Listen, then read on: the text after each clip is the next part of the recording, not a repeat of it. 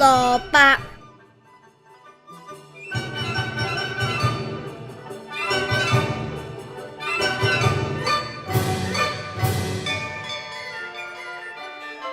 有一年，白兔農莊裏面種出咗一棵大蘿蔔，淨係睇佢突出泥面嘅頂部就有水缸咁大啦。大家都喺度等緊收割嘅日子，佢哋仲想將呢個大蘿蔔拔出嚟稱一稱，睇下佢嘅重量可唔可以打破世界紀錄。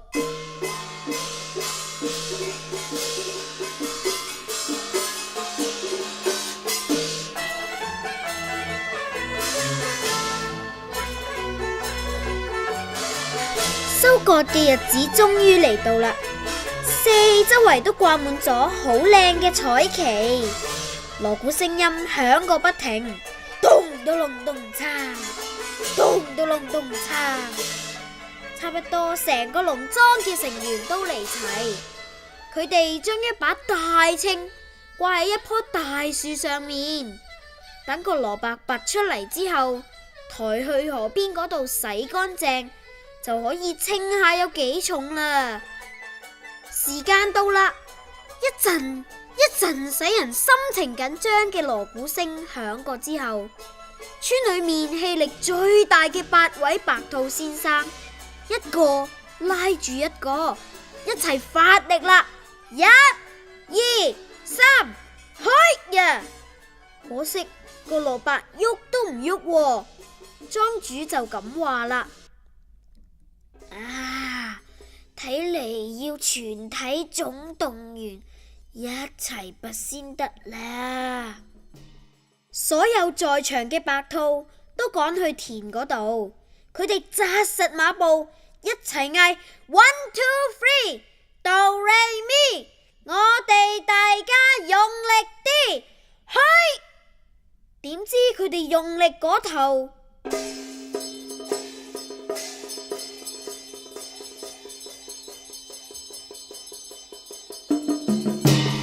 一齊蹬親個 pat pat 喎！哎呀，哎喲！咦？跟住蘿蔔側邊嘅泥土開始有少少鬆裂啦。唉，可惜蘿蔔仍然唔肯出嚟喎。仲有邊個留喺屋企未出嚟呢？快啲請埋佢哋嚟幫手啦！副莊主就咁話啦。大家都嚟齊噶啦，只係爭阿短咋。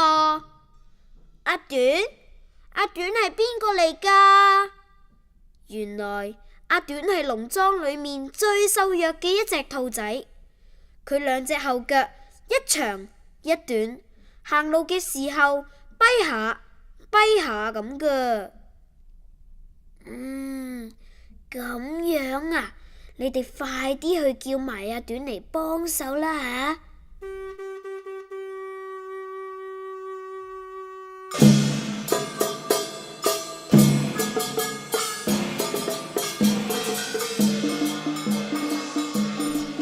好快，阿短就跛下咁嚟到，大家都拍掌歡迎佢啊！真係好熱鬧啊！我唔知得唔得嘅。於是阿短就加入咗拔蘿蔔嘅隊伍啦。喺大家高聲大嗌之下，大蘿蔔終於拔咗出嚟啦！哇，真係有一隻小牛咁大啊！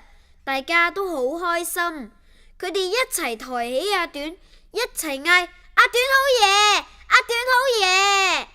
阿短感動到好似喊又好似笑咁啊！